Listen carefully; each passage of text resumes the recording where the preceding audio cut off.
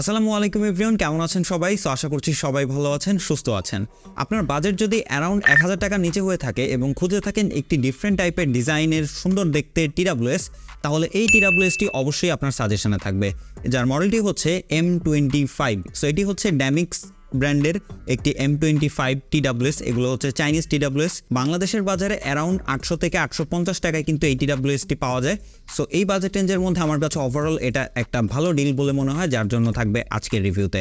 So বেশি কথা না বলে চলুন আজকে ভিডিও শুরু করা যাক। ভিডিওটি ভালো লেগে থাকলে অবশ্যই like, comment, share and subscribe করে পাশে থাকবেন।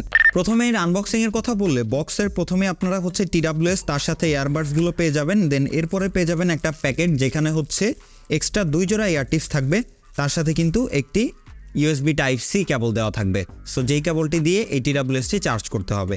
এবং যদি আমরা এই TWS-এর চার্জিং টাইমের কথা বলি, সেটা অ্যারাউন্ড 1.5 থেকে 2 ঘন্টার মতো সময় লেগেছে আমার ইউসেজে। তো কেসটি মোটামুটি একটু বড় সড়ো, তবে হচ্ছে দেখতে কিন্তু একদমই মেটাল বিল্ড মনে হয়, বাট অ্যাকচুয়ালি কিন্তু টোটালি প্লাস্টিক।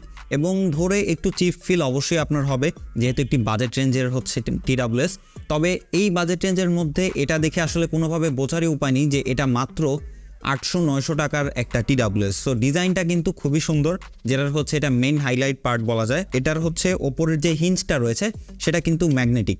সো হিঞ্জটা আমার কাছে মোটামুটি শক্তপোক্ত মনে হয়েছে, তবে আরেকটু ম্যাগনেটটা আরেকটু স্ট্রং হওয়া দরকার ছিল আমার মনে হয়। তো এই বক্সের নিচের দিকে হচ্ছে আপনারা টোটালি 2টা পোর্ট পেয়ে যাবেন। একটা হচ্ছে চার্জিংয়ের জন্য Type-C, এটা অবশ্যই একটা প্লাস পয়েন্ট, এবং আরেকটা হচ্ছে আউটপুটের জন্য, যেটি দিয়ে হচ্ছে চাইলেই কিন্তু আপনারা এই কেসটি ব্যবহার করে ইমার্জেন্সি টাইমে আপনার ফোনটিও কয়েক % চার্জ করে নিতে পারবেন খুব সহজেই।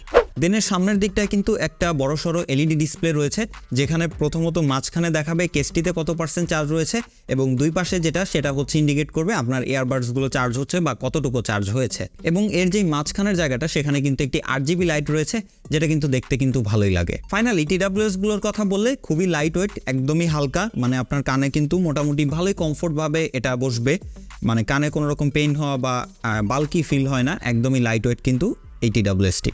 এবং TWS-টাও কিন্তু টোটালি প্লাস্টিক বিল্ড, এবং ওপরের দিকে হচ্ছে একটা টাচ পোর্শন রয়েছে, যেখানে কিন্তু আপনারা টাচ করে এর যাবতীয় সব কাজ করতে পারবেন, যেমন মিউজিক প্লে পজ করতে পারবেন, নেক্সট প্রিভিউস করতে পারবেন, কল আসলে রিসিভ এবং রিজেক্ট করতে পারবেন।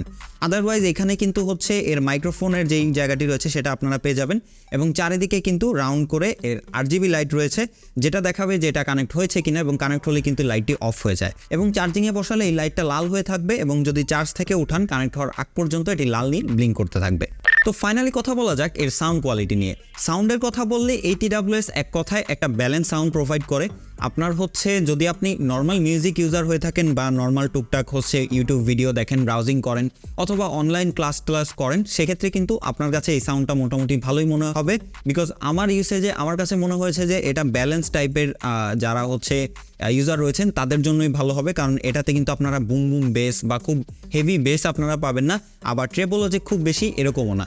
একদমই ব্যালেন্স একটা সাউন্ড, মানে ট্রেবল এবং বেস দুইটাই একদম লাইট রয়েছে। আমার কাছে যতটুকু মনে হয়েছে 80% ভলিউমে গেলে আপনারা মোটামুটি ভালো একটি সাউন্ড কোয়ালিটি পাবেন, বাট তার থেকে যদি বেশিতে চলে যান সেক্ষেত্রে আমার কাছে একটু সাউন্ড ডিস্টরশন এরি থেকে মনে হয়েছে। ইভেন হচ্ছে আপনার যেগুলো একটু বেশি ট্রেবল সেন্ট্রিক যেই মিউজিকগুলো রয়েছে সেগুলো কিন্তু আপনার কানে লাগবে বা মাথায় হিট করবে। সো সেক্ষেত্রে আমার রেকমেন্ড থাকবে যারা এটা ব্যবহার করেন, অ্যারাউন্ড 80% সামথিং কিন্তু আপনারা ভলিউম দিয়ে রাখবেন, তাহলে মোটামুটি ভালো একটি পারফরমেন্স পাবেন এটি থেকে। ভোকালের দিক থেকে মোটামুটি ভালো ক্লিয়ার ছিল, এবং বেসটাও কিন্তু ক্লিয়ার ছিল, বেস দিতে গিয়ে বেসটা ফেটে যাচ্ছিল না। সো ওভারঅল সব দিক থেকে বলা যায় একদমই ব্যালেন্স একটি সাউন্ড, ক্লাসিক একটি সাউন্ড পাবেন এটি থেকে। সো যারা একদম নর্মাল ইউজার রয়েছেন তাদের জন্য অবশ্যই ভালো একটি সাউন্ড দিয়ে থাকবে এটি। এবং আমরা যদি এর ব্যাটারি ব্যাকআপের কথা বলি, তাহলে আমি 70 থেকে 80% ভলিউমে ব্যবহার করে এটি একটানা ব্যবহার করেছি। সেক্ষেত্রে আমার কাছে 3 ঘন্টা 20 মিনিট থেকে 3 ঘন্টা 30, অ্যারাউন্ড 3.5 ঘন্টার কিন্তু একটি ব্যাটারি ব্যাকআপ আমি এই TWS-গুলো থেকে পেয়েছি। এবং এর যে কেসটি রয়েছে সেখান থেকে আপনি মোটামুটি 3 থেকে 4 বারের মতো কিন্তু এই TWS-গুলো চার্জ করতে পারবেন। এবং এটাতে কিন্তু একটা গেমিং মোডও দেওয়া হয়েছে, তবে আমার কাছে যতটুকু মনে হয়েছে, যদি আমরা গেমিং বা ল্যাটেন্সির কথা বলি, সেক্ষেত্রে হচ্ছে খুব বেশি ভালো গেমিং যারা একটু কম্পিটিটিভ গেম খেলেন সো তাদের ক্ষেত্রে অবশ্যই একটি রিকমেন্ডেবল না, কারণ অবশ্যই এটিতে ল্যাটেন্সি রয়েছে এবং এটাতে কিন্তু ব্লুটুথ 5.3 ব্যবহার করা হয়েছে, যার জন্য কানেক্টিভিটি কোনো ইস্যু নেই, বাট অবশ্যই ল্যাটেন্সি রয়েছে।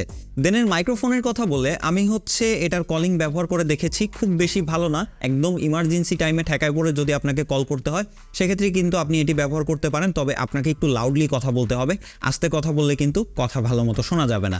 সো ওভারঅল আমার কাছে মাইক্রোফোন একদমই অ্যাভারেজ টাইপের মনে হয়েছে। যারা শুধুমাত্র কথা বলার জন্য TWS নিতে যাচ্ছেন তাদেরকে আমি অবশ্যই এটি সাজেস্ট করব না।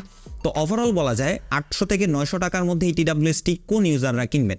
যারা একদমই লাইট ইউজ করেন, একদমই লাইটলি মিউজিক প্লে করেন বা অনলাইন ক্লাস বা অনলাইনে ভিডিও দেখেন, ব্রাউজিং করেন, সো তাদের জন্য অবশ্যই ভালো একটি ডিভাইস হবে এই বাজেট রেঞ্জের মধ্যে। এর ডিজাইন, সাউন্ড কোয়ালিটি এবং ওভারঅল পারফরমেন্স আমার কাছে এই বাজেটের মধ্যে নর্মাল ইউজারদের জন্য অবশ্যই ভালো মনে হয়েছে। তো আজকের ভিডিও এ পর্যন্তই, আশা করি আপনার ডিসিশন নিতে সুবিধা হবে। সো দেখা হবে নেক্সট কোনো ভিডিওতে, সে পর্যন্ত সবাই ভালো থাকবেন, সবাই সুস্থ থাকবেন, খোদা হাফেজ।